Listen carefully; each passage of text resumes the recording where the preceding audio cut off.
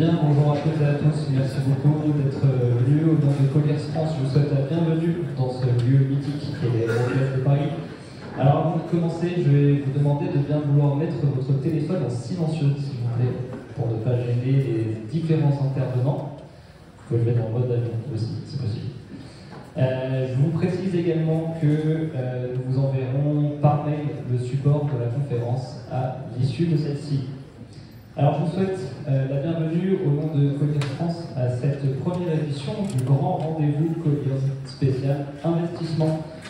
Pour notre conférence aujourd'hui, nous avons le plaisir d'accueillir d'abord Jean-Marc Daniel, économiste et professeur émérite à l'ESCP Business School, qui va nous faire un décryptage de l'environnement macroéconomique.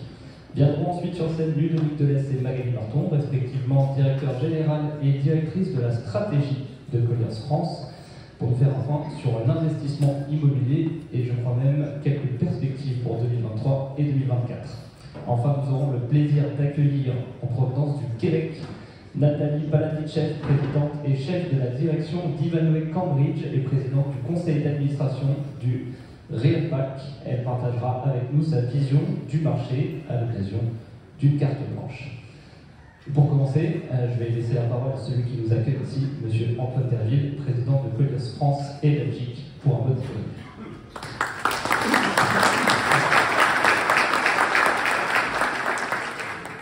Merci beaucoup. Écoutez, bonjour à tous. Bienvenue à ceux que je n'ai pas eu l'occasion de voir. On est ravis de vous accueillir pour cette première conférence ce matin. Pour prendre un peu de temps, un petit peu de recul dans nos calendriers qui sont souvent, et nos quotidiens qui sont souvent chargés, trop chargés de temps en temps. C'est bien de prendre un peu de temps. Parce que effectivement c'est une période quand même compliquée à appréhender, difficile. J'espère qu'on va pouvoir vous donner quelques clés de lecture, et j'en suis sûr avec les intervenants que nous allons avoir. Vous savez que les Anglais ont inventé l'année dernière, en 2022, tellement leur année avait été compliquée, le terme de permacrise. Alors est-ce que nous sommes dans une crise prolongée, dans une crise permanente, dans une permacrise? C'est vrai qu'on peut se poser la question. Depuis le Covid, on n'a pas été épargné, parce qu'on a enchaîné assez vite sur la guerre en Ukraine, l'inflation, la hausse des taux, donc on n'a pas eu beaucoup de répit. Et puis, à côté de ça, on a des informations aussi très contradictoires, très paradoxales, parce que quand vous ouvrez la presse économique le matin, vous voyez aussi des bonnes nouvelles, vous voyez qu'il y a des projets, il y a des investissements, que les entreprises vont bien, et je peux vous dire que chaque jour chez Colliers on rencontre des entreprises et qu'elles sont plutôt, très grande majorité, plutôt en forme, qu'elles ont elles aussi des projets, qu'elles embauchent beaucoup de monde, qu'elles font le nécessaire pour faire revenir le plus possible leurs salariés au bureau. Donc voilà, on est vraiment dans ces informations très contradictoires. Et c'est vrai que la lecture devient de plus en plus difficile. Vous rajoutez à ça une crise sociale, voire sociétale, une crise politique. Ça fait que tout ça est effectivement assez trouble. Donc, vous avez vu notre programme, un programme en 3 temps, assez riche. Donc j'espère que, et je suis persuadé qu'on va pouvoir nous éclairer, vous éclairer sur ces contradictions. Nathalie Paladitchev, effectivement, qui nous vient directement du Québec, a eu un petit retard d'avion, mais normalement elle sera là pile poil à l'heure pour intervenir. Elle est dans son taxi et je la suis à la minute. Donc tout va bien se passer et on aura ces 3 visions assez différentes et j'espère très complémentaires. Voilà, en tout cas, merci une fois de plus d'être parmi nous. On est ravis de vous accueillir et sans plus tarder, je laisse le pupitre à notre premier intervenant. Qui est Jean-Marc Daniel. Merci beaucoup.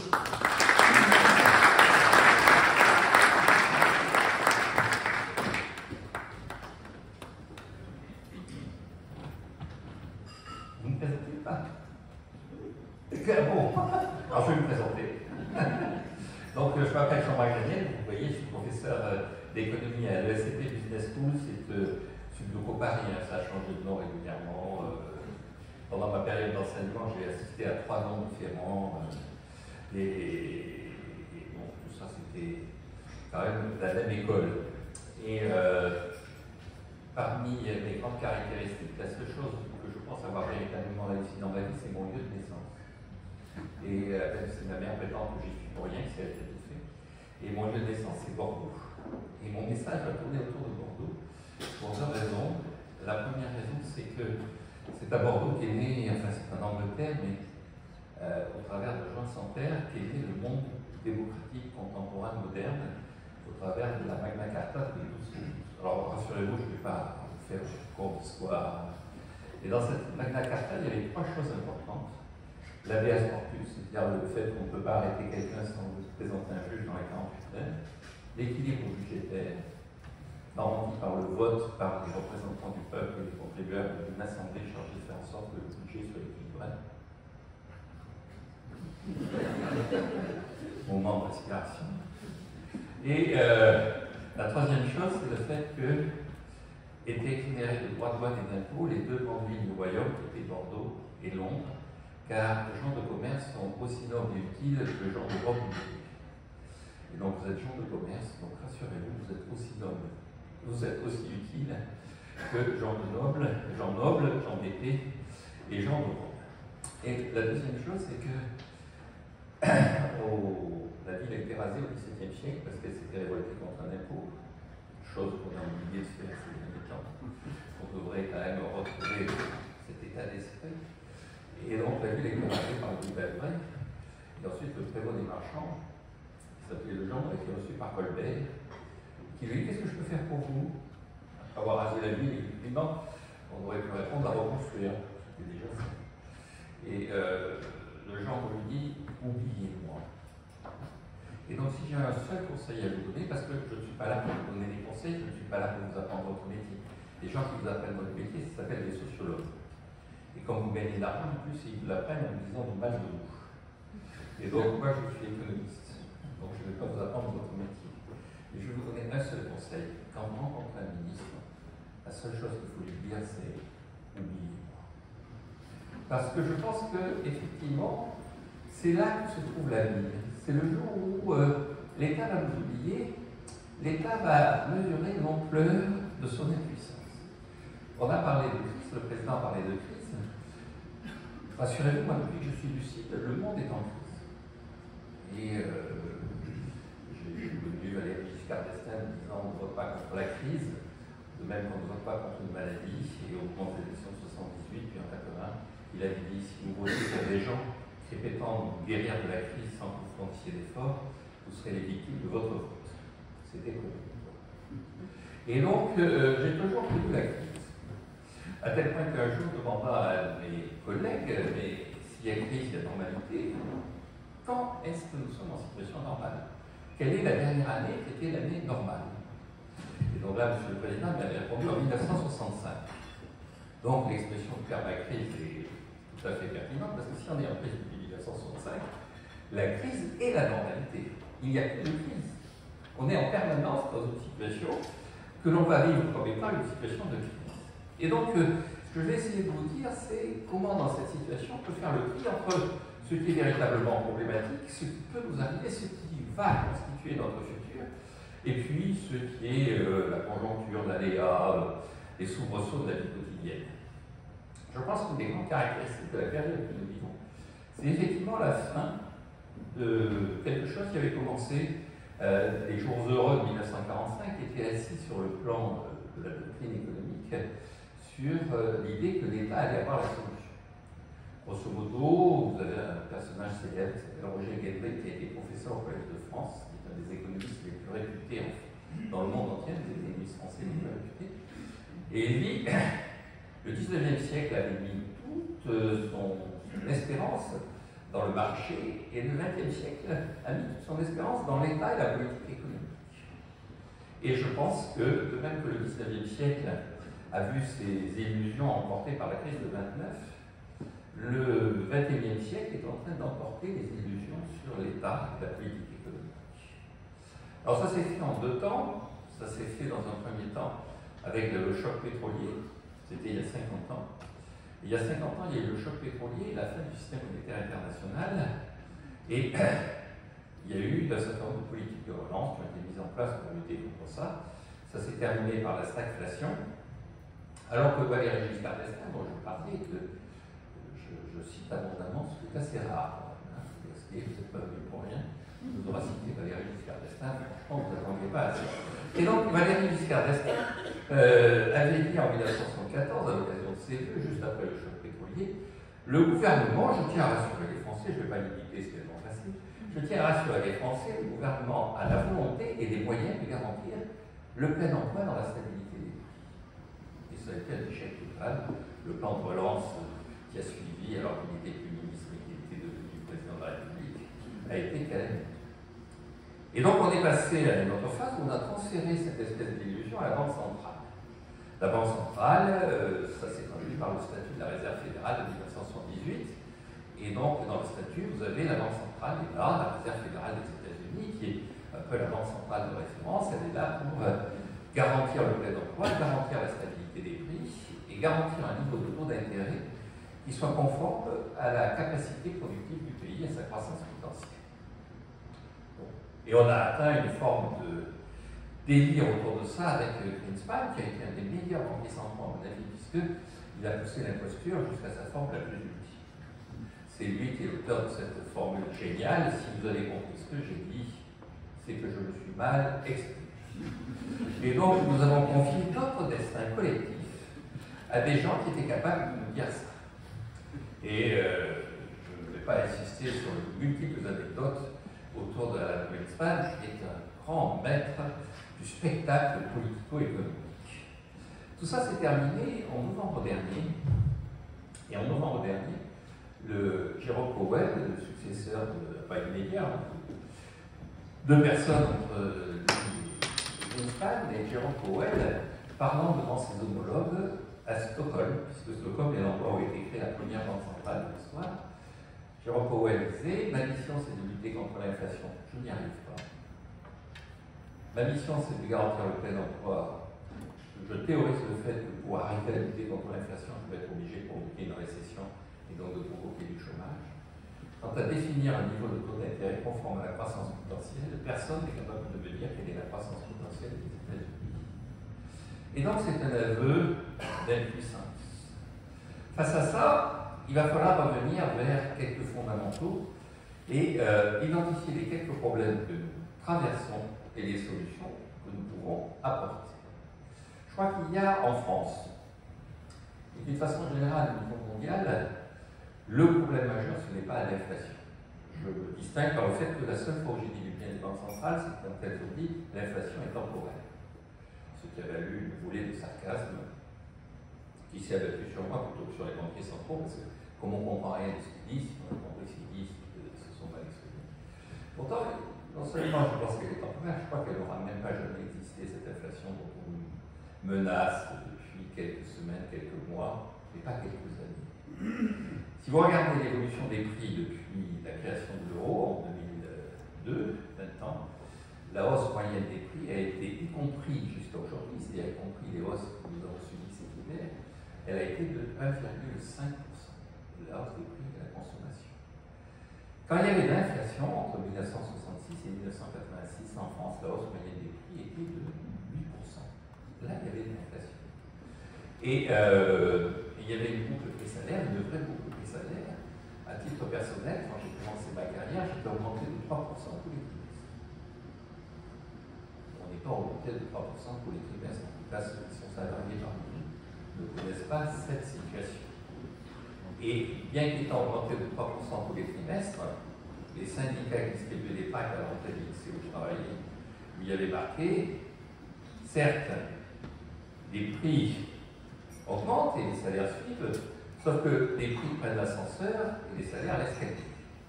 Et donc il y avait un décalage permanent, une sorte de course-poursuite entre les prix et les salaires. Nous ne vivons pas ça. Même dans votre secteur, l'immobilier, qui est un secteur réputé comme ayant été frappé par des hausses de prix colossales, la hausse moyenne du prix de l'immobilier, calculée par l'INSEE toujours depuis 2002, l'indice des prix dans les logements neufs et anciens, c'est l'indice des prix que vous trouvez sur le site de l'INSEE. Il a augmenté depuis 2002 de 4,5% par an. On est loin des 8%. 4,5%, c'est pas mal, mais On est loin des 8%. Et en outre, ce que dit l'INSEE, c'est que 4,2% c'est en prix brut. Il faut tenir compte qu'il y a une amélioration de la qualité des logements. Et donc, en effet net, la hausse est probablement divisée par 2. Donc, il n'y a pas de hausse des prix, c'est pas ça le danger qui nous menace. Je pense qu'il y a 2 dangers qui menacent la planète et qui nous menacent tout particulièrement. C'est la perte d'efficacité du travail, ce qu'on appelle le ralentissement de la productivité. Alors c'est un sujet dont on parle toujours avec angoisse dans les débats publics, sans savoir exactement de quoi on parle, mais grosso modo, le travail a cessé d'être de plus en plus efficace. Il y a même des pays où il commence à être de moins en moins efficace. Si vous regardez les pays du G7, il y a 2 pays où la productivité est en train de reculer en ce moment, c'est la France et l'Italie. Alors face à ça, évidemment, c'est de prendre dilemme de solo. Bon, et alors le digital, on appelle en français normalement le numérique. Et il est où là? Qu'est-ce qui se passe? Pourquoi il n'y a pas de gain de productivité? D'ailleurs, il y a le Conseil d'analyse économique, qui regroupe parmi les meilleurs économistes de ce pays, s'est penché à la demande du président Macron sur le sujet. Pourquoi est-ce que la productivité n'augmente pas? Donc il y a eu plusieurs séances de travail, des auditions de gens spécialistes très compétents, puisque j'ai été auditionné. Et donc, le résultat a été sans appel, qui montre la pertinence de notre savoir économique et de nos grands savants économiques, puisque le résultat a été une formule que je trouve extrêmement précise. L'évolution de la productivité en France est un mystère. Je dirais 6 mois quand même. Alors, à partir du moment où les travailleurs, on ne sait pas ce qui va le rendre efficace, on peut au moins augmenter sa durée. Parce que si vous avez la mobilité de l'écouter, c'est que, concrètement, je fais des citations latines parce que plus personne ne parle français, maintenant tout le monde parle une espèce de sabir dérivé de l'anglais. Alors, moi, puisqu'on ne peut plus parler français, je vais me mettre à faire des citations latines. Et donc, c'est la grande caractéristique de mes chroniques du matin sur BFM Business, je fais des citations latines. Et il y a des que j'aime beaucoup, c'est signé élaboré non Eric Panis. Bon, ça me paraît assez clair. Pour ceux qui n'ont pas forcément lu les œuvres complètes de Goscinny et qui ne maîtrisent pas totalement Virgile, ça veut dire simplement que si on ne travaille pas, il n'y a pas de pain. Je pense que la source de toute richesse, ce n'est pas la politique budgétaire qui a échoué dans les années 70, ce n'est pas M. Greenspan et ses mystères, ce n'est pas la productivité elle-même mystérieuse. Ce qui est à l'origine de la création de richesse, c'est le travail. Et donc, un des enjeux de l'humanité à l'heure actuelle, c'est de se remettre au travail. Alors, elle se met au travail dans des endroits qu'on ne soupçonne pas, c'est-à-dire que le monde est encore en train de gérer un exode rural colossal. Il y a en ce moment un exode rural indien à gérer, dans des conditions d'ailleurs qui sont assez difficiles, puisque le gouvernement maudit qui avait commencé à libéraliser les prix agricoles, avec comme conséquence que ces prix avaient tendance à baisser. C'est heurté à une révolte des paysans indiens qui ont occupé New Delhi, la capitale, l'année dernière, et donc le gouvernement maudit est revenu en arrière, mais il y a toujours l'exode rural des Indiens à gérer. Donc il y a une quantité colossale de travail possible. Et donc il y a une croissance potentielle de l'humanité énorme. Cette croissance potentielle, elle repose effectivement sur notre capacité à mettre au travail de façon efficace un certain nombre de gens qui ne sont pas encore, parce qu'ils sont englués dans des structures qui les empêchent de donner de la pleine performance de leur capacité. Et puis parce qu'il y a des pays qui se sont enfermés dans une absence de travail, tout au moins dans une production qui n'est pas conforme aux revenus qu'ils attendent. Le cas le plus typique, c'est la France. La France ne travaille pas assez par rapport à ses ambitions. Je vous rappelle quand même qu'en France, on travaille en moyenne 610 heures par habitant et par an, et on est le pays de l'OCDE où on travaille le moins. Alors on pourrait considérer que c'est un choix. Et d'ailleurs, Krugman, qui a eu le prix Nobel d'économie, nous explique qu'effectivement, il y a 2 modèles. Il prend la situation de la France et de la Californie au moment où a été élu Emmanuel Macron, et le PIB des 2 pays était le même. Or, aujourd'hui, le PIB de la Californie, c'est 15% au-dessus de celui de la France. Et donc, le dit, c'est clair, En France, on travaille beaucoup moins qu'en Californie. C'est idiot ce que font les Californiens. Il y a le soleil, la mer, le surf, et ils travaillent. Moi, les Français, ils acceptent la médiocrité de leurs revenus dès lors qu'on ne travaille pas. Je me suis permis de leur envoyer un message en disant non, non, détrompez-vous. Ils veulent le pouvoir d'achat sans travail. Et donc, un des enjeux, ça va être de remettre le pays au travail. Notre président de la République le sait, puisque dans ses vœux, il nous a prononcé le mot travail 17 fois. 17 fois. Et il n'arrête pas de dire aux gens qu'entre 62 et 64 ans, vous savez, on n'est pas des briques à Hiroshima relevant d'une unité de soins palliatifs et que finalement, bon, normal, vu ce qui se passe autour de nous, ce n'est pas si mal qu'on travaille. Si vous savez ce qui se passe aujourd'hui, c'est toujours pas percuté.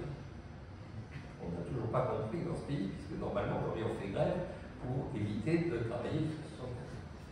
Donc je crois qu'un des premiers enjeux, et j'insiste là-dessus, c'est la façon dont l'humanité va augmenter sa quantité de travail.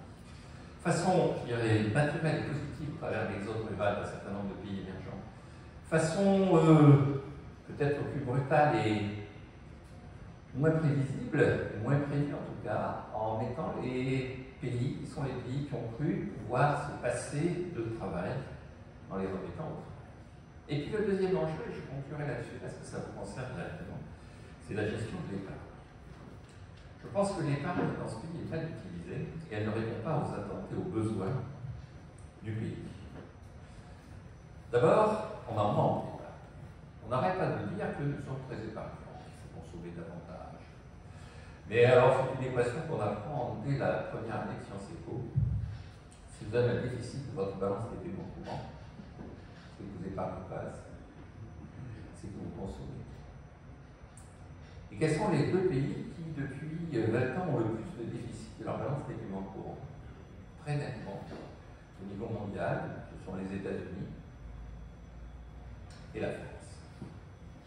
Quand vous avez un déficit de votre balance des paiements courants, c'est-à-dire quand vous consommez trop, quand vous dépensez trop par rapport à la quantité de travail que vous mobilisez, eh bien, vous êtes obligé de financer ce déficit. Et vous le financez comment? Vous le financez en vous vendant. Puisque vous n'arrivez pas à vendre, parce que vous ne produisez pas assez, vous n'exportez pas assez, vous ne vendez pas assez, puisque vous ne vendez pas, vous vous vendez. Et donc, nous nous vendons. Nous sommes en Europe le pays avec la Grèce qui a l'excédent extérieur net le plus négatif, c'est-à-dire qu'il y a un déficit. Nous sommes détenus. Il n'y a que la Grèce qui est davantage détenue que nous.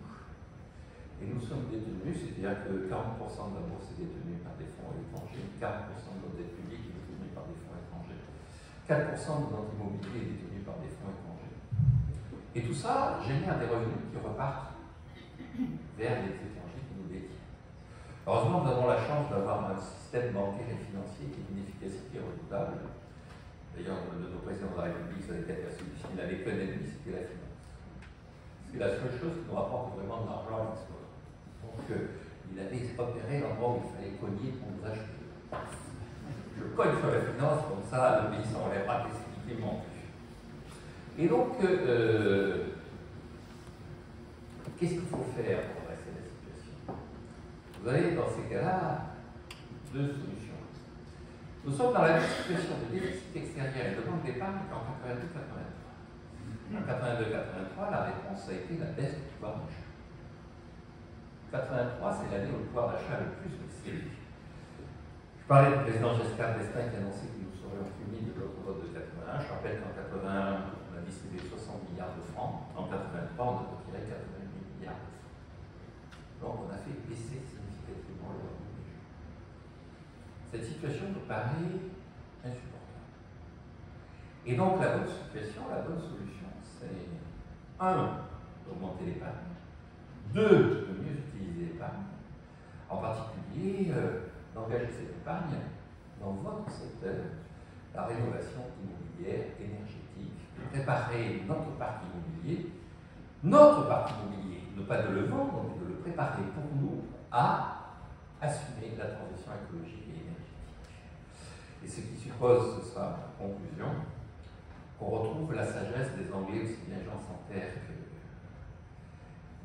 des Bordelais de Legendre. 1. Il faut équilibrer les finances publiques. Respiration. Si, on peut y arriver. Vous savez quel est le déficit budgétaire de la Grèce cette année? Il y a un excédent en Grèce. Vous me direz, ça n'a pas été facile d'y arriver. Hein? Je ne nous souhaite pas la même situation. Mais on peut anticiper. On peut essayer de faire en sorte de ne pas se retrouver dans la situation de la Grèce. Donc, 1. Équilibrer le budget. 2. Utiliser l'épargne ainsi dégagée à préparer la transition écologique et énergétique, dont le nœud reste fondamentalement, pour moi, le secteur immobilier, sachant que si on est arrivé à faire en sorte qu'il n'y ait pas 1000 km de bouchons pour le week-end de l'Ascension, c'est une forme de sobriété. Et fondamentalement, si on arrive à passer le mois de décembre sans 3 pulls et sans détruire la planète, voilà les quelques propos que je voulais tenir devant vous. Je vais abandonner la chaire, sachant qu'après on prendra un petit café. Et s'il y a des gens que mes propos aiment dire, ils pourront venir me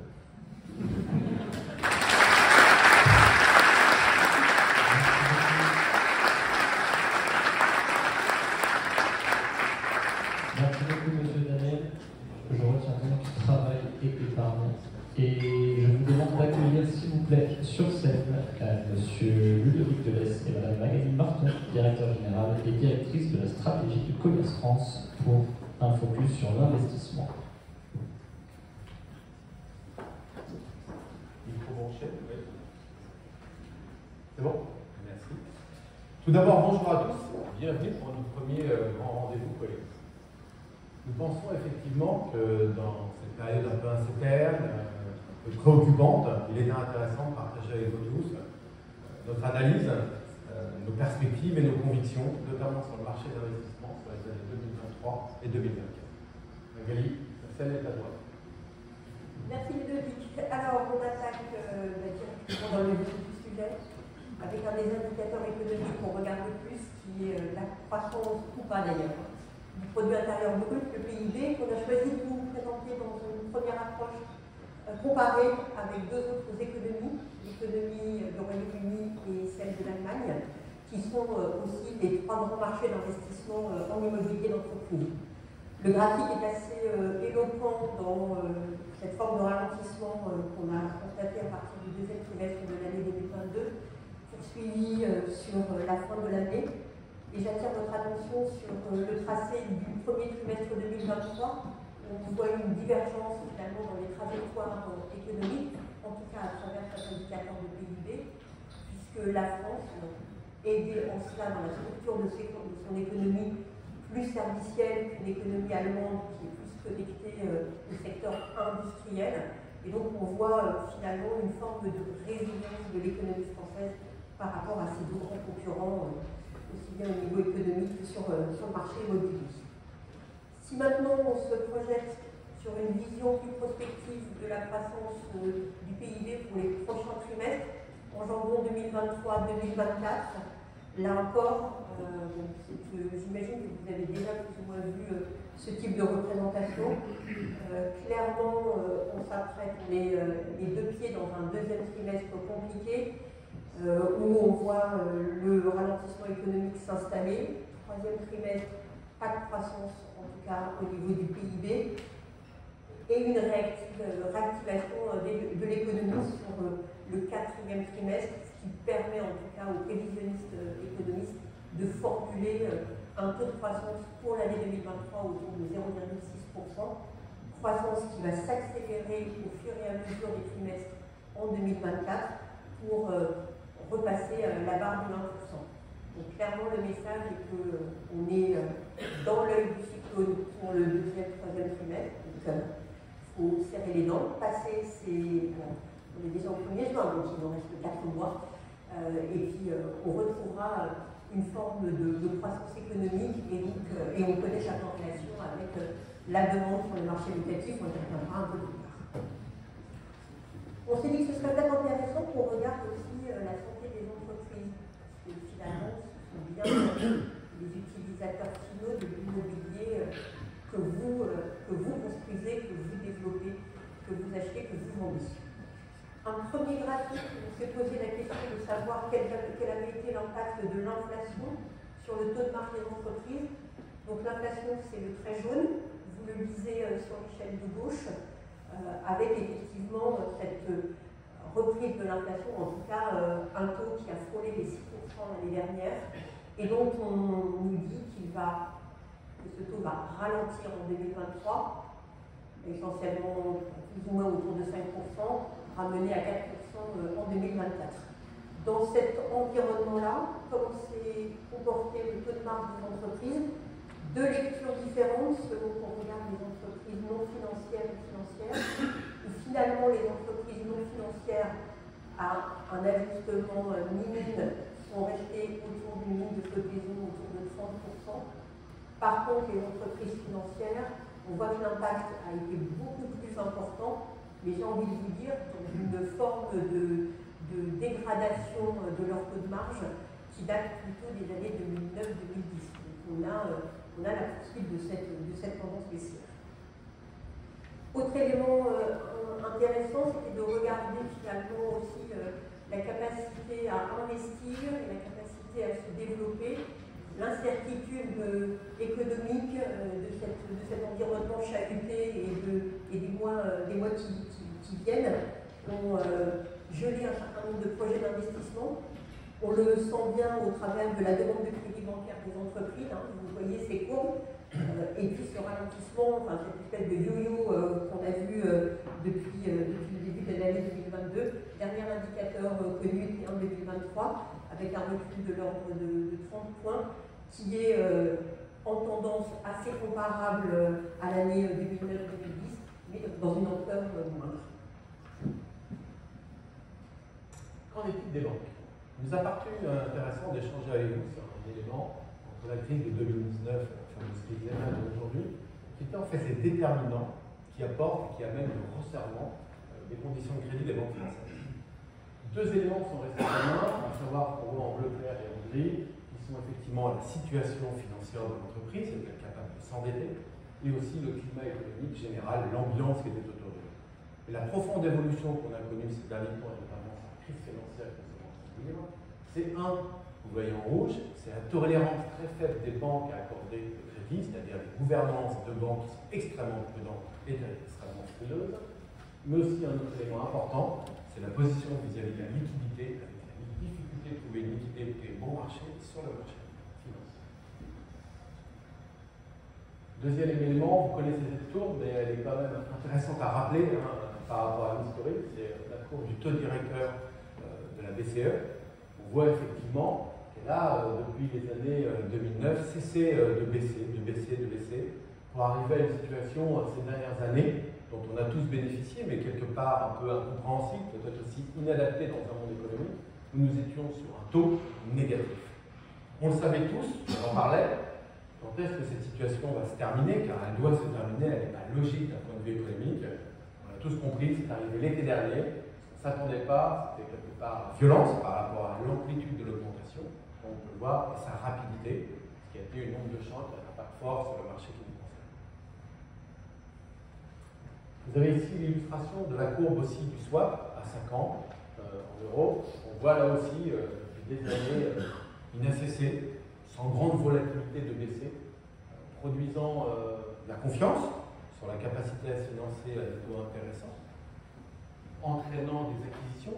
Et là aussi, le système s'est arrêté à un moment, courant l'été dernier, on a vu là aussi, comme les taux de directeur de la BCE, une remontée très rapide de ce taux. Ce qu'on peut dire aujourd'hui, c'est par rapport à des informations, des éléments qui viennent notamment de l'économie américaine, des discours qui peuvent être tenus par la Fed, relayés par la BCE.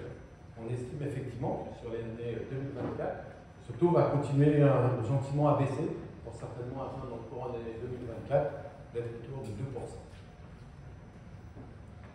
Sur cet histogramme, nous avons cherché avec les équipes Colliers à identifier quel va être le besoin de financement du marché, qui est quand même aujourd'hui un enjeu considérable.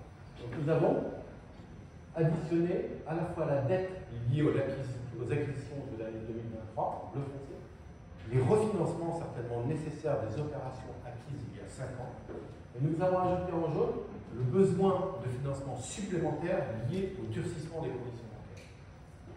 Ce chiffre est important. En 2023, ça veut dire qu'on va avoir un besoin de financement d'environ 28 milliards. Et en 2024, de quasiment 38 milliards. À titre comparable, en 2021, la dernière donnée que nous possédons, qui est la courbe rouge, nous étions à 16 milliards. Ce qui veut dire que l'enjeu du marché, c'est d'identifier 2 fois plus de financement que ce qui a lieu en 2021. Forcément, il va y avoir des blocages de la part des banques, mais c'est aussi quelque part l'opportunité pour créer des fonds de dette qui vont vouloir pallier à l'absence de réponse du monde bancaire. Quelques mots sur les volumes d'investissement immobilier. Alors, immobilier d'entreprise, mais pas que, puisqu'on a aussi rajouté sur cette courbe la partie résidentielle. C'est des chiffres que vous avez tous en tête, en tout cas sur ce tracé des volumes d'investissement. Cette année 2019, absolument hors norme. Donc, on peut se poser la question de savoir si c'est le bon point de référence ou pas. Le fait que je pose la question, vous avez à peu près une idée de la réponse qu'on va formuler dans quelques minutes. Pour l'année 2022, on a eu une performance globalisée, donc immobilier d'entreprise et résidentielle, autour de 31 milliards, un recul d'une année sur l'autre, ce qui nous a semblé intéressant de représenter dans ce graphique, au-delà du volume, c'est bien sa répartition par classe d'actifs. Parce qu'il y a quelque chose qui nous a frappé quand on a fait cet exercice, c'était que finalement, la recomposition du marché de l'investissement, en tout cas ce principe de vaste communicant d'une classe d'actifs à une autre, c'est pas un tel si nouveau que ça. Puisqu'à partir de l'année 2020, c'est à cette date-là que le segment Bureau Île-de-France, qui est le segment phare, celui qui rassemble le plus grand nombre d'investisseurs, en tout cas actifs sur le marché, c'est à cette date que ce segment Bureau Île-de-France devient minoritaire. Entendez par là que sa part de marché passe en dessous de la barre des 50%. Et donc, dans cette nouvelle donne de marché, il y a des classes d'actifs qui ont émergé de façon forte et sans doute pérenne. En tout cas, c'est notre position chez Colliers. Quelle classe d'actifs? La logistique, les locaux d'activité, on rassemble sous un vocable d'industriel, mais c'est essentiellement la logistique, les fonctions d'entreposage qui captent une partie de l'investissement, qui fait cette recomposition-là. On a aussi évidemment eu une très très forte croissance des volumes en résidentiel, qui refont leur retour sur le marché de façon assez éclatante. Et puis plus récemment, en tout cas 2021-2022, le segment bureau en région, qui repasse au-delà des 3 milliards et qui du coup a constitué une forme de résilience du marché pour l'année dernière. Sur la thématique régionale, justement, et cette proposition partagée. Que s'est passé cette année, effectivement? Nous avons eu l'opportunité, la chance de prendre pas mal d'entre vous lors du meeting. Nous avons fait une entrevue exclusive Colliers que nous avons interrogé. Et voici un petit peu les résultats. Clairement, dans votre stratégie d'investissement, à 63%, vous avez indiqué moins de bureaux. Et ce moins de bureaux, il est, les statistiques que tu viens d'annoncer, Magali Le Rossel, c'est pour plus de commerce, plus de logistique, plus de résidentiel et plus en région. Et notamment sur la partie résidentielle, avec un appétit et un regard très attentif sur le monde du GV, donc à savoir tout ce qui est résidence étudiante, résidence senior et coliving. Et aussi un attrait pour les régions, j'y reviendrai un petit peu plus tard. En termes de position, votre position par rapport au marché, vous en tant qu'investisseur, vous voyez effectivement en majorité, vous aviez plutôt tendance à être acquéreur que cédeur, certainement avec un regard, il y aura certainement des opportunités sur le marché, c'est peut-être pas pour moi le moment de vente. Et ensuite, ce qu'on a pu effectivement remarquer en termes de volume d'investissement, quelle était votre confiance en regard du marché? Elle était relativement limitée, puisque pour rappel, une année moyenne d'investissement et du marché, c'est environ 25 milliards. Vous étiez tous en majorité plutôt avec une prévision sur l'année 2023 de 15 et 20 milliards. Vous voyez que le premier trimestre avec 3,3 milliards est loin d'être contradictoire avec cette prévision. Alors justement, on n'a pas de courage chez Colliers, s'est lancé dans des exercices de prévision de volume, en tout cas d'essayer d'imaginer sur la base de ce qui s'est passé au premier trimestre de 2023. Là, on revient sur une observation plus immobilier d'entreprise. Et donc de se dire, bon, ben, finalement, qu'est-ce qu'on imagine être l'atterrissage pour la fin de l'année 2023. Et puis puisqu'on a réfléchi à 2023, pourquoi pas aussi se projeter en 2024. Du coup, effectivement, ce premier trimestre 2023, pas se voiler la face, ça a été quand même une douche froide. 3 milliards investis. L'effet est d'autant plus saisissant que le quatrième trimestre 2022 avait vu son volume à peu près amputé de la moitié, donc c'est ce séquençage qui fait un peu mal.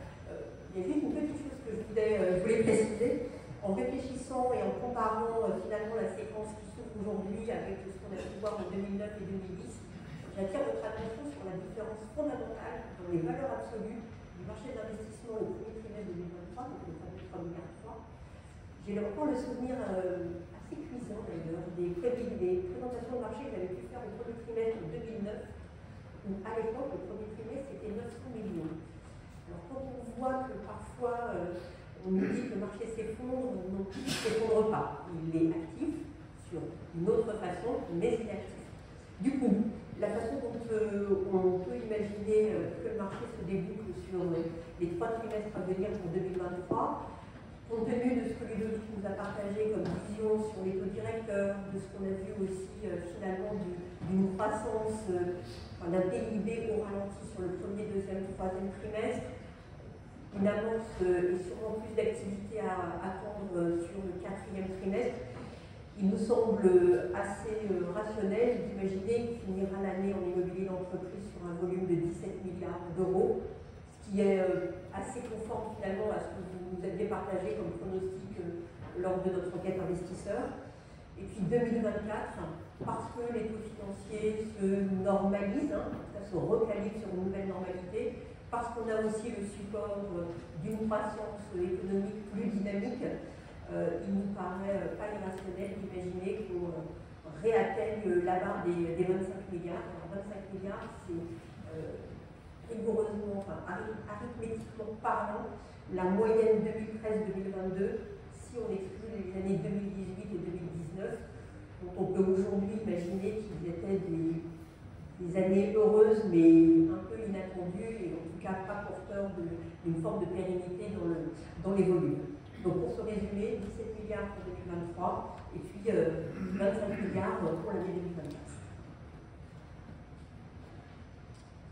On va changer un petit peu de thème, il nous a semblé aussi intéressant de partager avec vous tous les éléments qu'on considère importants et qui vont, faire totalement évoluer notre environnement dans les années qui viennent et sur lesquels il faut s'appuyer et prendre en compte.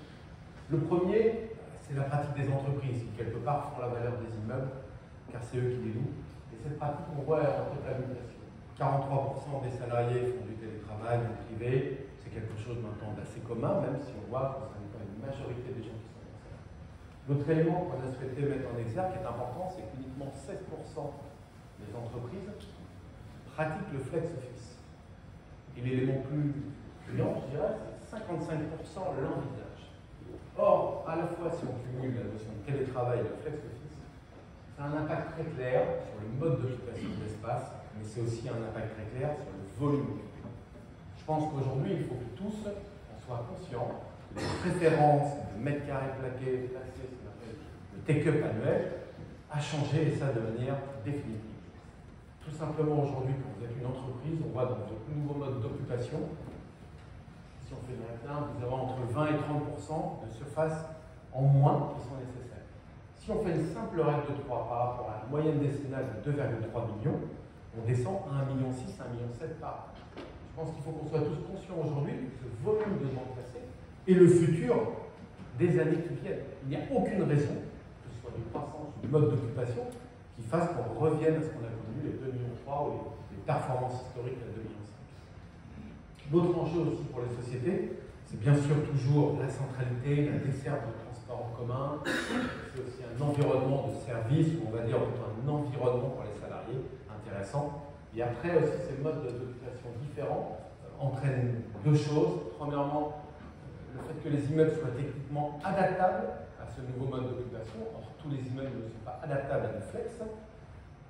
Ensuite, tout ce qui est service pour les utilisateurs et pour les collaborateurs qui sont en attente de service sur leur lieu de travail.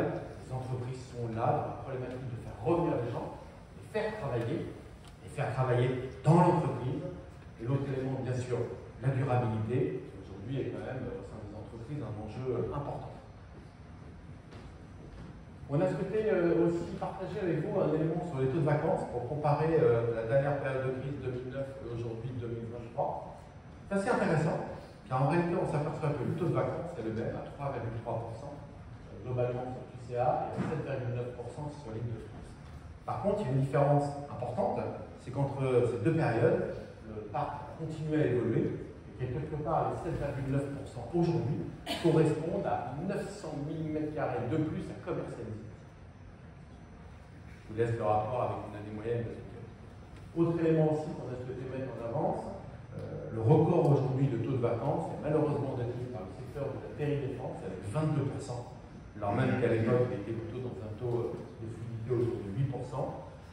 C'est-à-dire qu'il y a une désaffection de ce secteur. On n'est pas sûr, en tout cas, il y a une vraie question, je dirais, sur la reconversion massive de ce secteur géographique. Pour information, en 2009, le plus fort taux de vacances connu était sur la boucle nord et était à un niveau à 13%. Quel est l'impact sur les valeurs locatives de transaction? Là, on a souhaité aussi présenter un graphique un petit peu différent que la courbe classique de l'évolution des loyers. Ce qu'on a souhaité déjà, c'est de se mettre sur la période 2010-2022 pour voir un peu quelle était la croissance de ces valeurs. Premier constat assez intéressant, c'est que les marchés parisiens ont progressé en termes de valeur. Globalement, chose étonnante, ce sont plutôt les loyers de seconde main qui ont progressé de manière plus importante que le loyer des immeubles. L'autre élément aussi à mettre en évidence, c'est si on compare ces évolutions et qu'on impute l'évolution de l'ILA, que vous voyez ici à travers la courbe rouge, et à ce moment-là qu'on parle de valeur déflatée, d'un seul coup, le constat est très différent. En réalité, la Défense et le Croissant Ouest ont vu leur valeur baisser. La première couronne est un peu plus stable, seul le secteur de Paris a augmenté intrinsèquement sa valeur par rapport à la progression de l'ILA. Et c'est surtout sur les secteurs de seconde main dans le nord-est, qui est composé des arrondissements 3, 4, 10, 11, des arrondissements qui ces dernières années ont eu pas mal de succès à travers les start-up, la nouvelle technologie. On a vu des opérations des secteurs passer de 350 € du mètre carré à plus de 700 € du mètre carré. Donc quand vous voyez ce graphique, on remet en réalité la réelle croissance des valeurs locatives, ce qu'on peut se dire, c'est que la valorisation des immeubles est bien plus passée par une contraction des taux financiers que par une réelle croissance de la valeur liée à leur qualité. Les régions, on avait un petit peu parlé tout à l'heure, Magali. Ce qu'on a souhaité faire figurer ici, c'est quelles sont les perspectives de croissance des marchés de région, des grandes métropoles de la France, à travers le PIB, ça c'est le bleu foncé, à travers l'évolution de leur population en bleu clair et l'emploi, ensuite en bleu clairement, vous voyez, le graphique est assez clair, vous êtes en croissance dans toutes ces grandes villes, particulièrement portées par Lyon, Toulouse et bien sûr Bordeaux, d'ailleurs c'est une belle ville, et ensuite à part Lille et Strasbourg éventuellement population. Tout ça a des conséquences importantes parce que vous êtes là sur des secteurs où les fondamentaux économiques et démographiques sont forts et sont assis dans les 5 années de manière très favorable. Sur le marché d'investissement, ce qu'on peut dire, c'est que clairement, il est plus résilient. On l'a vu précédemment, l'allocation que vous avez prévue effectivement en termes de fonds sur ces secteurs-là est plus importante que les années précédentes. Pourquoi? Parce que notamment, on a des compressions des taux qui sont un peu plus faibles par rapport à d'autres secteurs, même s'ils ont existé, on y reviendra un peu plus tard. Mais vous avez aussi des immeubles à gabarit moins importants, donc avec des tickets d'entrée, je dirais, plus acceptables dans les conditions de financement telles qu'elles sont aujourd'hui sur le marché. Petite zone quand même de dons, on va dire, ou de réserve, faisons attention aussi au secteur, parce que quand même, il faut être sélectif sur les secteurs en termes de région. Là aussi, il y a quand même une notion de centralité, y compris dans les régions. Ça n'est pas uniquement un phénomène francilien et parisien. Et l'autre sujet qu'on peut avoir en point d'attention, c'est sur les VFA, où malheureusement les bilans de promotion faits il y a quelques temps sur des bases de prix de foncier ou de coûts de travaux importants ne rencontrent pas forcément les prix capables de mettre par les investisseurs aujourd'hui. Quelques mots sur la logistique. On a intitulé le slide de des fondamentaux porteurs pour un rebond rapide. On connaît les grands déterminants de ce produit logistique qui a, on l'a vu tout à l'heure, capté et capte de plus en plus de parts de marché dans les allocations d'actifs. On a clairement une demande qui est corrélée à un élément fort qui est la consommation. On consomme trop, mais pour les gens qui développent de la logistique, c'est plutôt un très bon signe, Jean-Marc. Et puis on se dit qu'on a un booster de demande qui peut être lié directement avec tout le programme de réindustrialisation de l'économie française, puisque plus d'activités industrielles voulant dire aussi plus de besoins d'entreposage. On a peut-être aussi une question en termes de demande.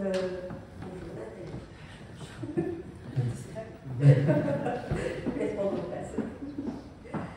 On se dit aussi qu'en termes de demande logistique, il y aura forcément une réflexion de la part des logisticiens, des transporteurs, des industriels dans leur maillage territorial. Donc là aussi, une demande qui va forcément se recomposer, se redéfinir et qui va créer un appel d'air. De l'autre côté, côté offre, on a un peu la quadrature du cercle. Il nous faudrait sans doute plus de surface d'entreposage, en tout cas sur des formats très différenciés en termes de localisation, en termes de taille, de boxes versus logistique du dernier kilomètre. Et en face de ça, on a quand même une réglementation zéro artificialisation nette qui sonne finalement le glas du foncier facile et qui invite promoteurs et investisseurs à une forme de sobriété foncière. On dit beaucoup de sobriété dans toutes les interventions. Et du coup, on voit bien aussi de quelle façon on regarde le parc existant, alors pour ce qu'il est en termes de génération d'un revenu locatif, mais aussi constitution d'une réserve foncière qui permettra sans doute des redéveloppements à venir. Une demande plutôt bien soutenue, de l'autre côté une offre qui est sous contrainte. Et la grande nouveauté du dernier cycle sur la logistique, enfin une croissance des valeurs locatives. Notamment dans l'immobilier, la logistique, c'est un prime qui est absolument céphalogramme plat. C'est plus tout à fait cette dynamique-là, mais on a plutôt au contraire une croissance très très forte. Donc on voit qu'elle est en train maintenant, qui était plutôt un sujet prime neuf, et elle est en train de se propager sur les produits de seconde main, sous réserve bien évidemment d'une localisation qui fasse sens. Ce n'est pas tous les actifs qui profitent de ce train aussi.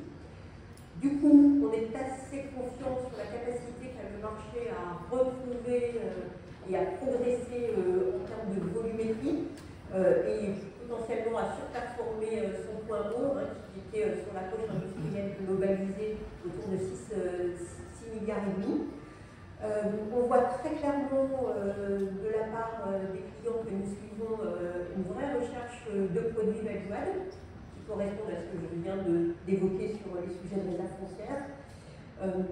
Il reste encore un petit peu de chemin sur la correction des taux de rendement, mais on a fait le plus gros du chemin et donc on va plutôt penser à un ajustement à la marge. Et puis ce qu'on va attendre aussi, c'est finalement le retour des capitaux étrangers. Donc on sait qu'ils sont assez friands sur cette classe d'actifs-là. Et donc ça va aussi permettre au volume de redécoller. Je finis ce tour des classes d'actifs par le résidentiel, qui effectivement, on l'a vu tout à l'heure, a pris de plus en plus d'importance sur le marché de l'investissement. Alors il y a deux marchés. C'est peut-être de dire qu'il y a trois marchés. Il y a déjà un marché de grandes manœuvres de recomposition autour des positions de la caisse des dépôts, de INVI, d'un transfert finalement de propriété. Et puis il y a un marché plus, on va dire, plus classique entre investisseurs. Qu'est-ce qu'on peut se dire sur le marché locatif résidentiel? Alors, je ne sais pas s'il faut s'en réjouir, mais on a plutôt une demande qui est sous contrainte dans le sens où la mobilité dans le parc locatif privé est assez faible. Il y a une offre qui est en pénurie chronique, donc finalement on ne bouge pas, et donc, du coup la demande elle est là, et puis il n'y a pas d'offre en face. Et puis il y a surtout le fait que sortir du statut de locataire pour basculer dans la propriété, aujourd'hui ça devient très compliqué. Vous avez vu les statistiques sur les obtentions de crédit immobilier, 40% des dossiers font l'objet d'un refus. Donc il y a une forme de captivité sur le marché locatif. En face de cette demande très captive, on a une offre qui peine à se renouveler. Je ne rentre pas dans tous les débats et les derniers jours ont été très intenses sur le front du logement et sur la réponse gouvernementale à ce qui est aujourd'hui une situation de crise sur le développement des logements neufs. Quant à l'ancien, on voit bien aujourd'hui qu'il y a plutôt un ajustement de volume, en tout cas dans les dernières parutions de la Chambre des notaires, versus des prix qui se maintiennent. Alors, on va effectivement tourner la page d'une période très importante de croissance des prix.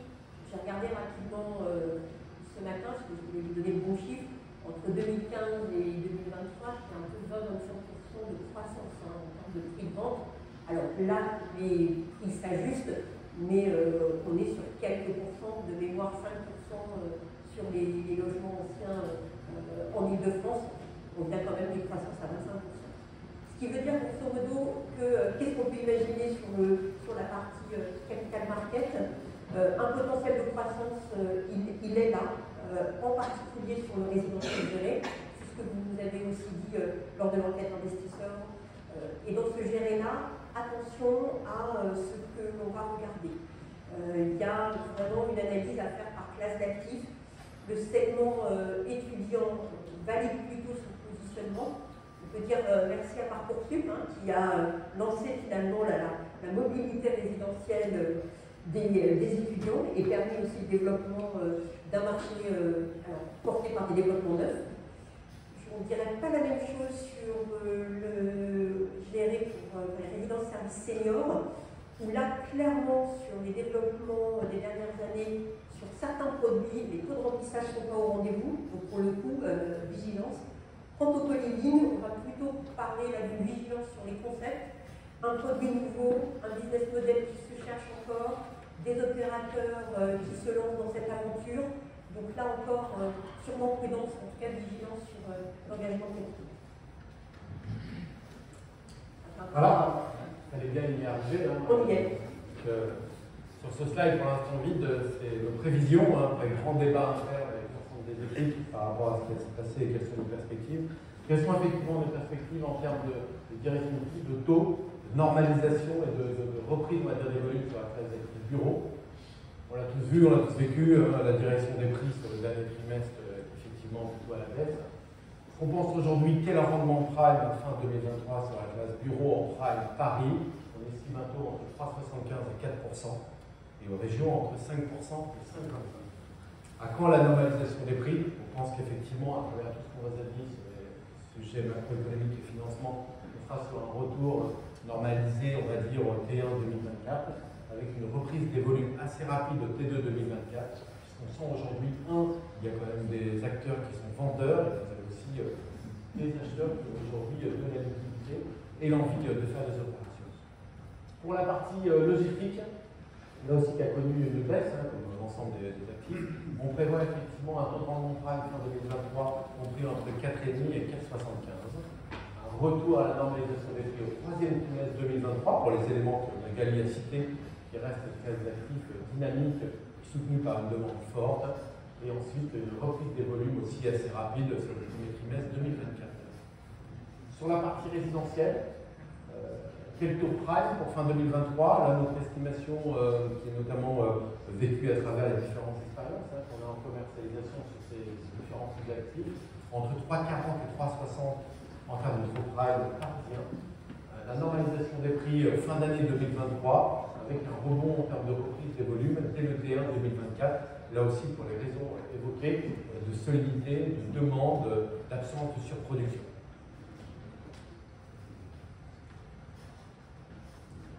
Le contexte du marché. À travers ce slide, ce qu'on a souhaité partager avec vous, c'est tous les éléments et toutes les forces, je dirais, auxquelles on va devoir faire face dans cet environnement, parce que l'environnement a clairement changé. Le premier élément, c'est tout ce qui concerne la géographie, la piétonisation des centres-villes, le PLU bioclimatique de Paris, la ZFE qui va impacter énormément l'Île-de-France. Tous ces éléments-là seront à prendre en compte dans le cadre de développement immobilier, car ils vont avoir une influence très rapide sur là où on va pouvoir et comment on va pouvoir développer. C'est un enjeu majeur. Deuxième enjeu fort, on en a parlé, surdimensionnement du parc tertiaire francilien. Aujourd'hui, le parc tertiaire francilien, c'est 60 millions de mètres carrés. Il y a à peu près 5 millions encore en projet, donc on pourra atteindre, si tout se fait, 65 millions. Or, on l'a vu précédemment, on est persuadé qu'il y a aujourd'hui un recul de globalement un nouveau chiffre de la démocratie annuelle, donc forcément des secteurs qui vont être moins plébiscités, qui vont se vider, sur lesquels il va falloir avoir une vraie réflexion quant à leur positionnement à la fois géographique, mais à la fois en termes d'immeubles et leur destination. D'où le troisième facteur, reconstruire vs construire. Effectivement, à travers l'obsolescence d'une forme de parc, la désaffection de certains secteurs géographiques, l'enjeu circularité, durabilité, l'enjeu administratif, on doit tous se poser la question au moment où il y a un projet reconversion versus construction.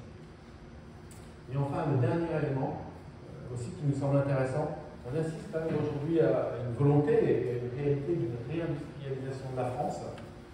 Que va faire le marché parisien? Est-ce qu'aujourd'hui on a l'offre pour accueillir cette réindustrialisation, ces entreprises industrielles qui veulent s'implanter? Pas sûr. Je vais rebondir sur des exemples assez récents. LVMH, Hermès, qui aujourd'hui, au lieu de rester en région parisienne, s'éloignent, pas très loin, mais s'éloignent pour créer leur centre de production, emmènent avec eux un flux migratoire de collaborateurs, mais aujourd'hui pas uniquement sur la partie production, mais aussi sur la production servicielle.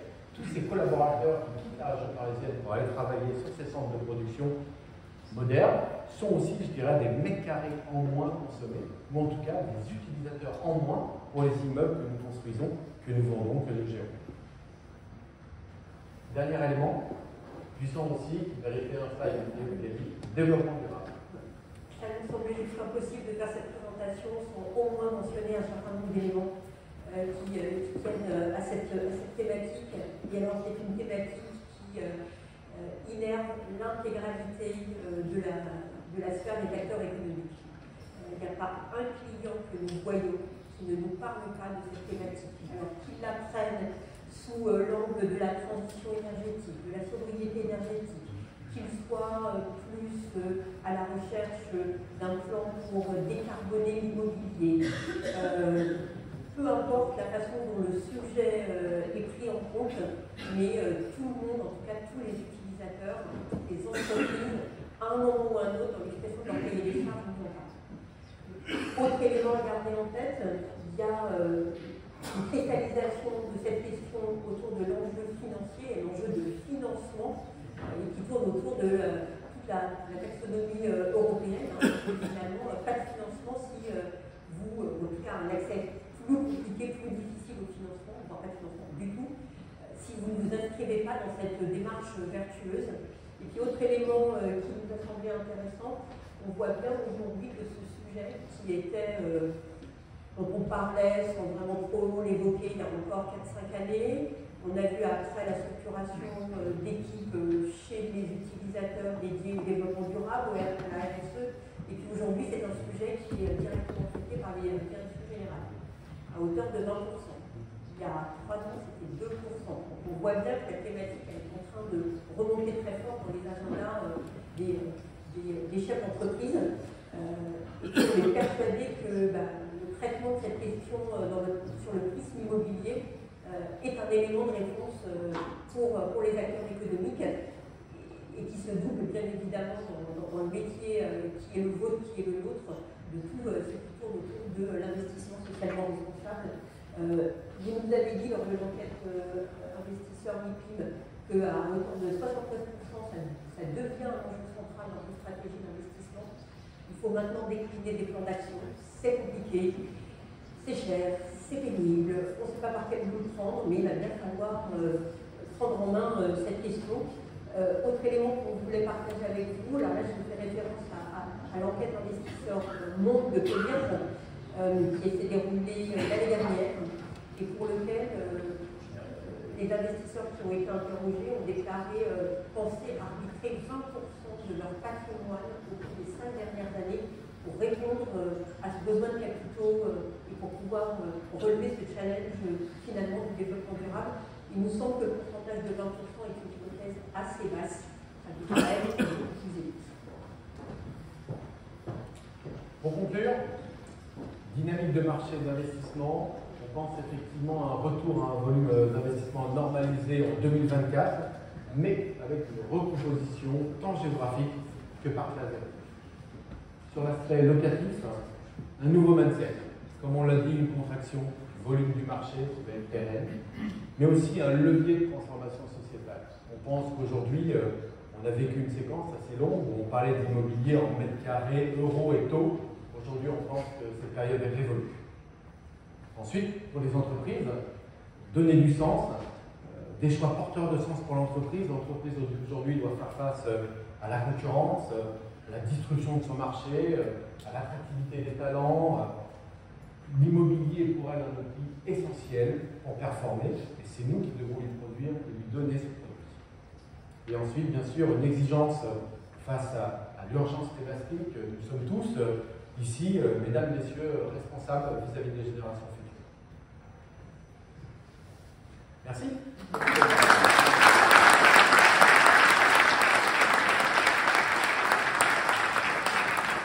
Merci beaucoup Ludovic, merci beaucoup Magali pour ce focus sur le marché de l'investissement et pour ces perspectives pour la fin de l'année et l'année prochaine.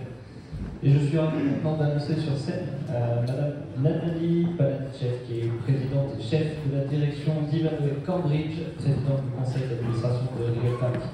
Madame Palatchev, vous avez carte blanche après avoir vaincu le trafic ce matin. C'est ça, j'ai affronté. Visiblement, tout le monde n'avait pas écouté les déclarations de ce genre. On ne devait pas voyager plus de 4 fois par an. En avion, on ne devait pas trop conduire, parce qu'effectivement, mon avion avait 2h30 de retard à l'aéroport de Lyon et à l'aéroport de Roissy. J'ai rarement vu autant de monde. Et j'ai mis presque 2 heures pour venir de Roissy. Ça m'a. C'est intermittent, je le sens.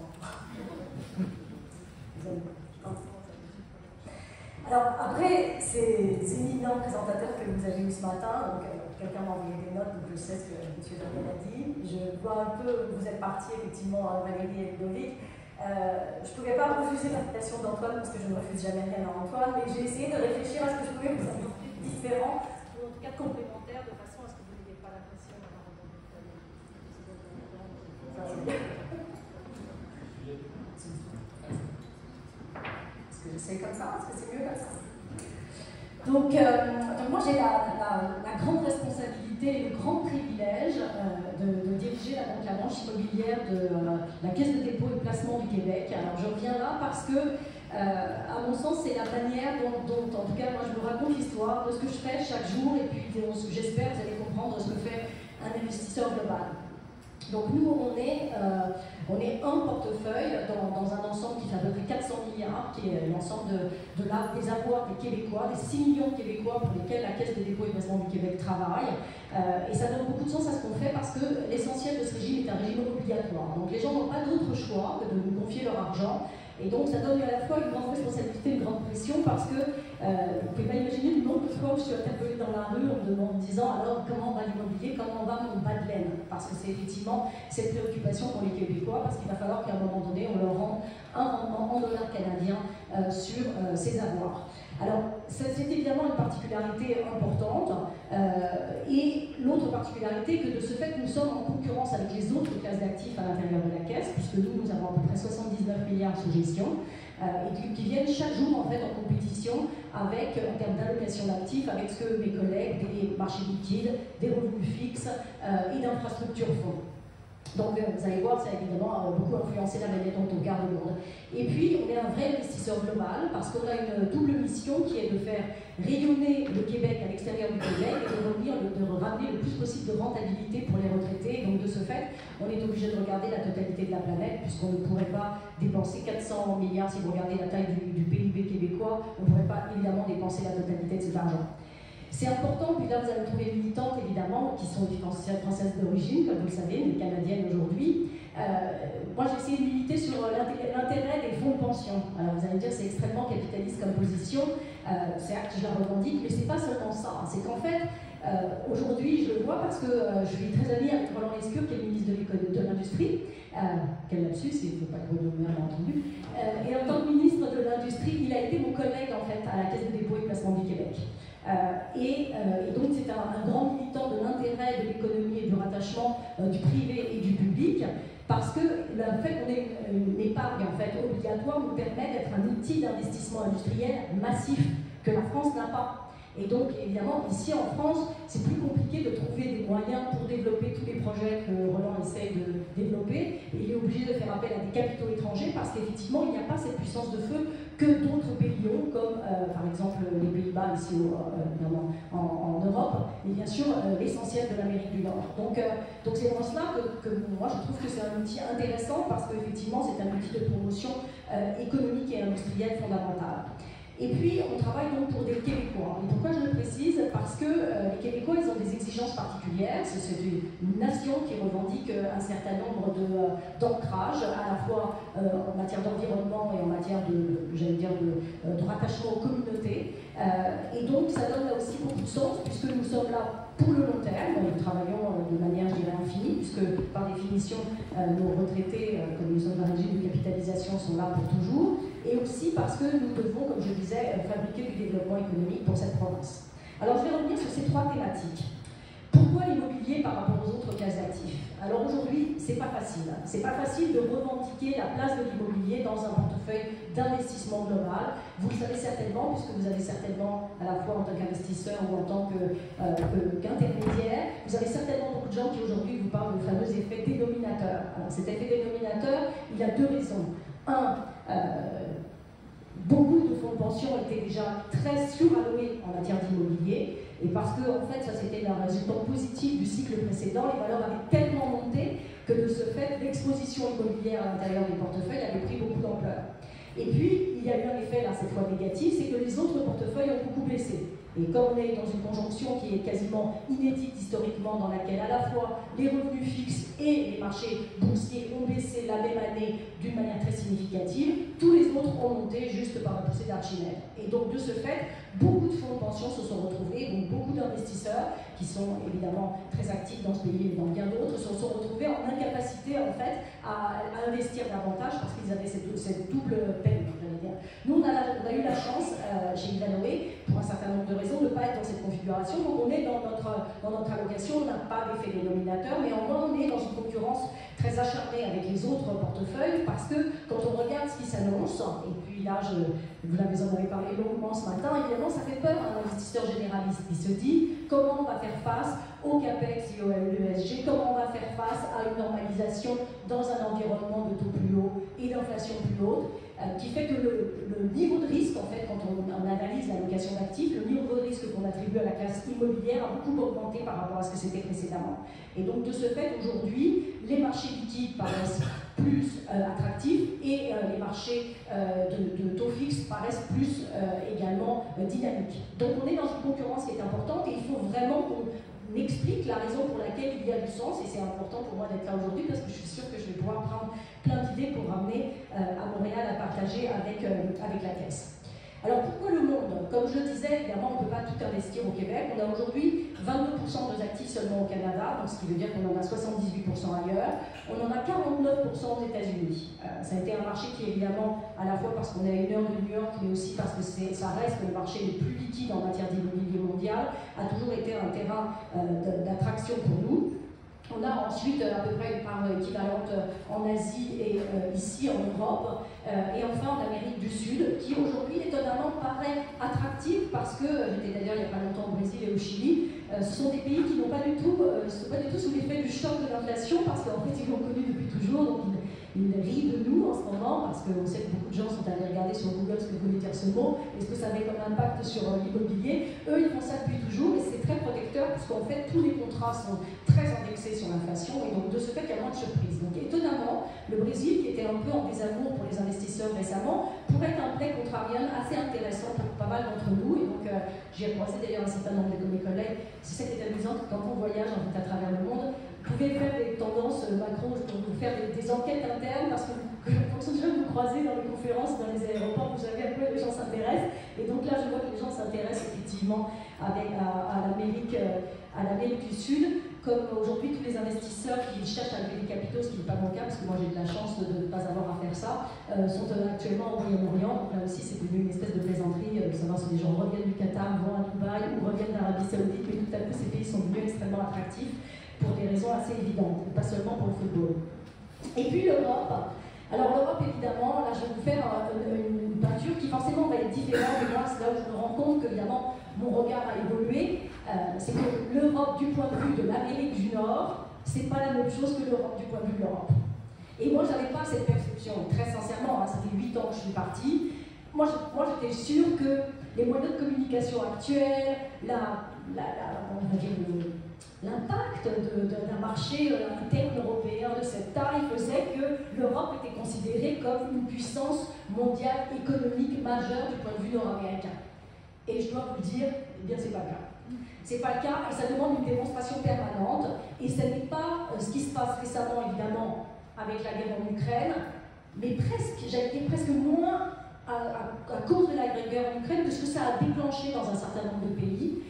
Aujourd'hui, l'Europe est vue du point de vue de l'Amérique du Nord comme une espèce de vague populiste, incontrôlée, dont l'illustration dans les journaux télévisés est des poubelles qui brûlent, des gilets jaunes, des grèves dans les transports et une espèce d'instabilité sociale généralisée qui font que là aussi, les facteurs de risque attribués aux pays européens et la France en particulier se sont dégradés de manière colossale. Donc je ne vous cache pas qu'aujourd'hui, quand on apporte un projet, un comité d'investissement ici, on a toutes ces questions qui nous paraissent un peu ridicules parce qu'on se dit, bah, ça ne regarde pas tous BFM TV. Et bien malheureusement, si. En fait, ils ne regardent que BFM TV, ça doit être ça. Et donc ça donne une espèce de vision totalement agrandie des problèmes. J'ai même à un moment donné, moi, interrogé ma famille en disant, mais est-ce que ça va? Parce que j'étais moi-même en fait influencée par ça. Donc il faut bien avoir en tête que investir en Europe pour un investisseur nord-américain, je vais rajouter le facteur ESG, c'est pas une évidence. Hein, et ça doit effectivement se construire et s'expliquer. Et puis enfin, donc, je viens sur le sujet du long terme. Être québécois, comme je le disais, et être investisseur long terme au Québec, ça ne veut pas dire être pas rentable à court terme, ça veut dire être rentable à court terme, à moyen terme et à long terme. Donc ça nous oblige en fait à regarder les 3 niveaux d'analyse sur tout ce qu'on fait en matière d'investissement tout le temps. Vous allez me dire, tout le monde le fait. Ben, c'est pas vrai en fait. Quand vous êtes dans un fonds d'investissement, quand vous êtes un Blackstone, qui est probablement, c'est des gens que je respecte infiniment, mais je leur dis toujours, vous faites un travail bien plus facile que moi, parce que vous avez une durée limitée. Alors ils ont maintenant inventé des nouveaux véhicules pour sortir de cela. Néanmoins, ils ont une durée limitée, ce qui leur permet d'être extrêmement rapide. Et donc en fait, ils ont une rotation de leurs actifs qui est beaucoup plus rapide que les autres, ce qui fait qu'ils peuvent se tromper beaucoup plus souvent que nous, étonnamment. Et donc en fait, un fonds de pension n'est pas égal à un fonds d'investissement. Et donc en termes de stratégie, pour nous, ce sont des choses différentes. Et comme je le dis, il y a effectivement les 3 couches. Alors les 3 couches, je vous en avais déjà parlé ce matin, de ce que j'ai entendu, de ce que j'ai compris, de ce que j'ai lu dans le livre. Le court terme, évidemment, je ne vais pas y revenir parce que je ne pourrais pas faire mieux que M. Daniel sur ce qui a été dit. L'inflation, les incertitudes, l'instabilité, tout ça, c'est pas bon. C'est sûr que nous, en tant que fonds de pension, on préférera toujours acheter un peu trop tard que beaucoup trop tôt. Donc nous, on va, comme beaucoup en fait, attendre de savoir ce qui va se passer parce qu'en fait, l'achat d'incertitude est beaucoup trop cher pour nous par rapport au modèle qu'on doit développer. Donc on ne veut pas être le premier à bouger dans un marché d'investissement qui est en train de se restabiliser. J'ai entendu beaucoup de messages d'espoir. Je les ramène moi aussi dans ma petite valise pour le retour. Donc ça, c'est sûr que c'est la première couche. Alors, ici, ça paraît évident que je vais aller à la 2e couche et à la 3e, mais je peux vous dire que là aussi, puis j'étais aux États-Unis la semaine dernière, la 2e couche, il y a beaucoup de gens qui n'y accèdent pas. C'est-à-dire qu'en fait, ici, l'ESG est le sujet majeur.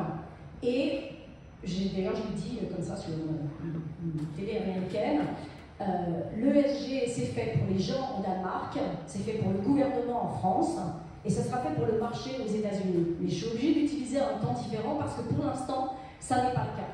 Et en fait, je passe l'essentiel de mon temps à expliquer qu'on n'est pas dans une crise conjoncturelle, mais qu'on est dans un changement structurel de notre classe d'actifs et que c'est là où on peut opérer de manière intelligente et de manière opportuniste. Mais c'est une vraie démonstration permanente.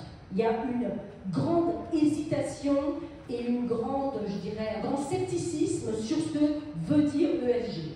Et en fait, du point de vue américain, dans les 3 lettres, celle qui compte vraiment, c'est le S. Mais pas encore vraiment le E.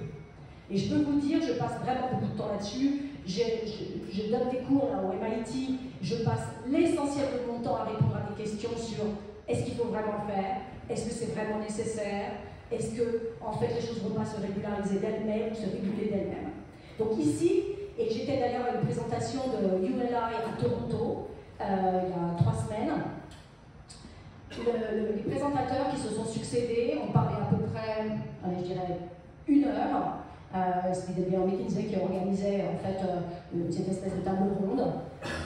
ESG n'a pas été prononcé une seule fois. Et donc d'ailleurs j'ai levé la main à la fin de la présentation en disant waouh, je ne pensais pas encore qu'en 2023 on pouvait parler 1 heure d'immobilier à des gens de l'immobilier sans même prononcer cet acronyme. Mais c'est quand même une réalité. Et donc il faut avoir en tête qu'effectivement, nous, on a décidé d'en faire un point fort, on a décidé parce qu'effectivement, nos caisses de retraite pour lesquelles on travaille sont militantes et souhaitent le faire, parce que je pense qu'elles adhèrent à l'analyse que l'on fait, qui est en fait que l'ESG, c'est juste la manière de gérer l'obsolescence, c'est donc juste une question de risque. Et ce qu'on fait, nous, en tant qu'investisseurs, c'est pas de la rentabilité, c'est de la gestion de risque. Donc en fait, on a de la rentabilité quand on a correctement géré les risques. Mais ce qu'on ne cherche pas, la première chose qu'on cherche, c'est pas un rendement, en fait, étonnamment. Et donc, c'est sûr que c'est pour ça qu'on arrive mieux à rentrer dans ce modèle-là, et c'est pour ça qu'on est effectivement très, très militant, d'autant que nous sommes des donneurs d'ordre. Donc, non seulement on le fait pour nous-mêmes, et nous, on a aligné, par exemple, l'ensemble de notre rémunération à l'intérieur d'Ivanhoé sur ces critères, mais on a aussi aligné l'ensemble de la chaîne de rémunération des parties prenantes avec lesquelles on travaille, parce que c'est comme ça qu'on va pouvoir effectivement influencer au-delà de nous-mêmes l'ensemble de l'industrie. C'est cette responsabilité qu'on a parce qu'on est effectivement dans la chaîne de valeur, on a une place privilégiée en la matière. Donc on travaille très activement actuellement sur un TR hiver, on commence à l'avoir, on le teste en fait en interne, on le calcule sur une grosse partie de notre portefeuille, on compare en fait à ce que donnent les TRI. Et le point sur lequel on achoppe actuellement, c'est le problème des évaluations d'actifs. Et donc là aussi, on travaille très fort, puisqu'en fait c'est un oligopole, donc c'est assez simple, on peut parler à 3-4 intervenants et on a l'essentiel du marché. Il faut que les évaluations immobilières avancent. Si les évaluations immobilières restent traditionnelles sur leur mode de décompte passé, on n'arrivera pas à faire progresser l'industrie, ce qu'il faut absolument faire à mon sens.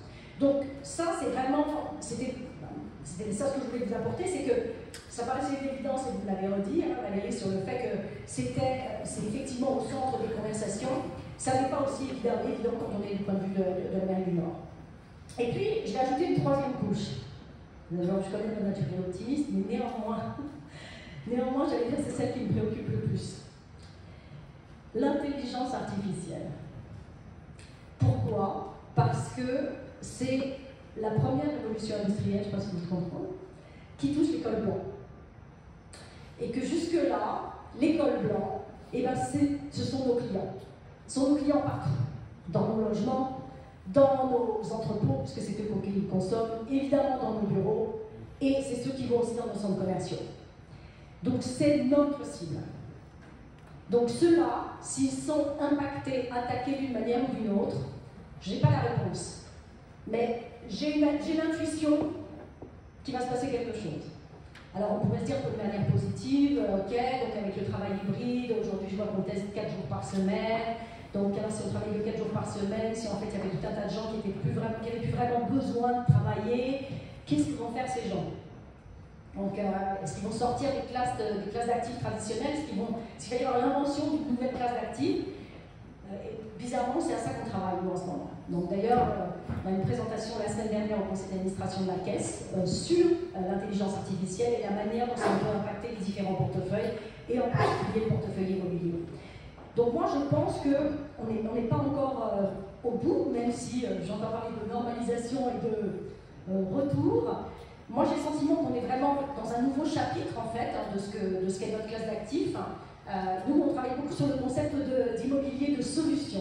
Alors, ça vous parle parce que c'est effectivement, je pense que ce que vous disiez dans la dernière partie de votre présentation et dans cette slide, c'est comment on peut réconcilier le monde avec l'immobilier. Parce que, en fait, je me suis rendu compte que, en fait, les gens ne nous aimaient pas. Enfin, peut-être qu'ils m'aiment pas moi, c'est ça le truc. Non, parce qu'en général, les gens m'aiment parce que je suis très riche, donc c'est pas parce que personnellement, je suis pas rien de chèque, de conscience. Mais non, les gens voient l'immobilier comme ayant créé beaucoup de problèmes. Alors on ne va pas aller loin, il suffit d'aller en banlieue, ici, à Paris. Et je ne crois pas que l'immobilier ait été on va dire, un maillon de la résolution de la fracture sociale. C'était peut-être de Davos cette année, ça. Comment on allait résoudre la fracture sociale. Et par exemple, l'immobilier résidentiel, avec toute la problématique de l'abordabilité ou de l'accessibilité, c'est typiquement ce qu'on n'a pas fait. Donc quand on a fait de l'immobilier de résidentiel, on a fait du haut de gamme, donc on n'a pas répondu à ce besoin-là, et puis on voit que ce besoin-là, c'est un vecteur de fracture sociale colossale. Qu'est-ce qu'on a fait? On a tous construit beaucoup plus, moi la première, alors que le meilleur immeuble, vous l'avez dit, c'est celui qu'on ne construit pas. Et qu'on peut regarder le ESG sous tous ces angles, mais c'est sûr que ça résout bien des problèmes si on ne construit pas davantage.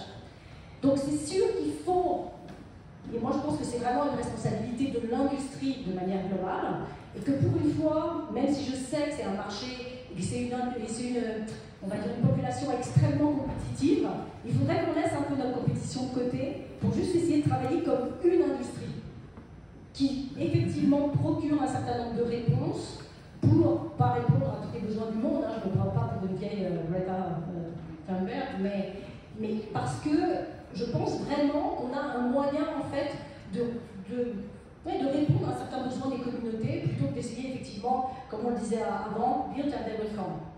Et ça, on l'a tous beaucoup fait. Et puis peut-être qu'en fait, on n'aura pas le choix parce que peut-être maintenant on va construire puis ils ne vont pas venir. Donc de ce fait, on va être obligé de faire autrement.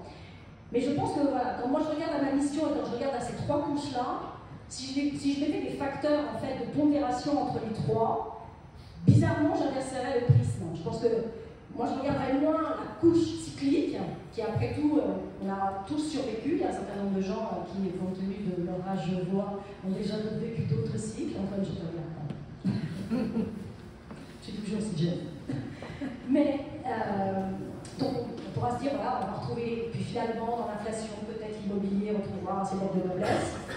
Mais la deuxième et la troisième couche, c'est pour ça que je n'ai pas appelé la seconde, me semble être plus fondamentale et me semble être là où, en fait, moi, c'est vraiment l'appel en fait, que je fais à l'industrie, c'est de se dire comment on avance effectivement et comment on résout ça. Et donc, comme vous l'avez compris, j'ai fait un appel assez explicite auprès des évaluateurs qui, pour l'instant, n'est pas complètement entendu, mais je ne me décourage pas et je ne perds pas espoir.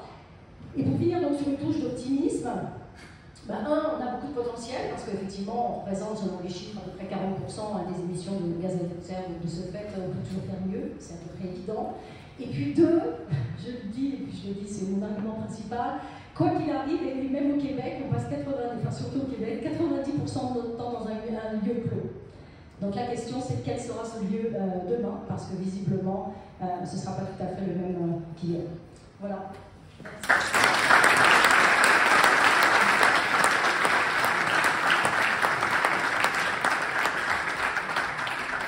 Merci beaucoup, chef, pour ce point de vue très international.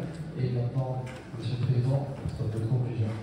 Eh bien, merci beaucoup, merci à tous, merci aux intervenants. Je vous avais proposé de prendre un peu de recul avant, en venant ici. J'espère que vous n'êtes pas tombé en arrière quand même, parce que ça a été violent. Et c'est ce que en invitant Nathalie, je ne m'attendais pas non plus à ce que ça soit le calme plat. Je savais à quoi je m'attendais. Merci en tout cas mille fois Nathalie, merci aussi Jean-Marc parce que vos points de vue nous éclairent aussi et puis j'ai bien compris, et ça je le dis pour tous les gens de Colliers qui sont là, j'ai bien compris qu'il fallait travailler beaucoup plus. Je vous remercie infiniment. Et puis j'ai compris aussi qu'il fallait dire oubliez-moi la prochaine fois que je rencontrerai un ministre. Ça je crois que vous avez été relativement écouté parce que le président Macron a visiblement oublié un peu ce qu'est l'immobilier, donc de ce côté-là, je ne vous ai pas été déçu. Merci en tout cas, c'était passionnant. Je vous propose de continuer à échanger autour d'un café. J'espère que nous aurons l'occasion de nous retrouver l'année prochaine, parce que nous comptons pérenniser ce rendez-vous, parce que c'est vraiment important pour nous d'échanger, d'échanger des idées. C'est comme ça qu'on avance. Je pense qu'il ne faut pas avoir d'a priori. J'en ai jamais eu dans ma vie professionnelle, j'espère que j'en aurai jamais. Et c'est, je pense, ce qui nous permet d'avancer fortement dans les années à venir. Merci beaucoup et à très vite autour d'un café. Merci beaucoup.